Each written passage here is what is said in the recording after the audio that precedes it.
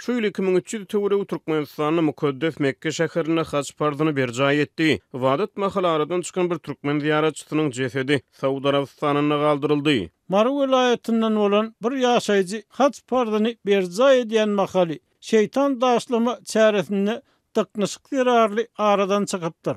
Onun jesedi Saud Arabistanyna galdy.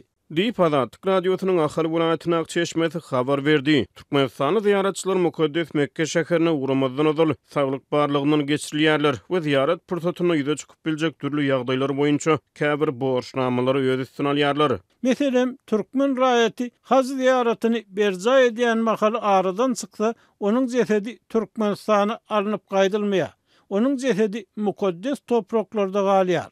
Diýip ýagdaýdan habarly Çeşme gurrun berdi. Türkmenistanyň müftisiniň müdiriýeti ýylyň 1-nji hepdesine nowbatdaky haç mewsimini 2312 san Türkmenistanyň ziýaraty ýerilýändigini elan etdi. Munyň ýa-da Türkmenistanyň prezidenti Serdar Berdimuhammedow 22-nji iýun 15-nji iýul aralygyna 289 ziyaratçyny Saudi Arabistanyna ýebermek barada karara gol çekdi. Ve Türkmen Hava Yolları Agentligine öz çykdyjylarynyň hasabyna ziyaratçylary Saudi Arabistanyna ekidip getirmegi tapşyrdy. Şeýlede şu ýyl Türkmenistanyň halk maslahatynyň başlygy Gurbanguly Berdimuhammedow 29-30 iýun aralygyna haç pardyny berjay edýän Türkmen wekiliýetiniň agzalaryna ýol boşlyk edip mukaddes Mekke şäherine saparda boldy. Türkmenistanyň döwlet mediýasy reşdeleri Mekke'de aradan çykan Türkmen ziyaratçysynyň ökbaly barada habar bermedi. Bu ýyl Türkmenistanyň haç pardyny berjay etmek üçin Saudi Arabistanyna ýeberilen adamlaryň sany öňki ýyllar bilen deňeşdirilen 9 esse töwre köp boldy. Saud häkimetleri her ýyl haç mewsiminde musulman ilatynyň sanyna laýyklykda ähli ýurtlara kwotalary bölüp berýär. Saud Arabistanyň statistika maglumatlaryna görä şu ýylyň haç mewsiminde 1.800.000-den gowrak ziyaratçy hasap alındy. Şeýle Saud resmiýetleriniň 29-njy ýylyna beren hasabatyna görä 2000 töwre ziyaratçy aşa ıssy howadan ejir çekdi. Howanyň temperaturasy ziyarat döwrüne Mekke şäherine 48 gradusa çenli ýokarlandy.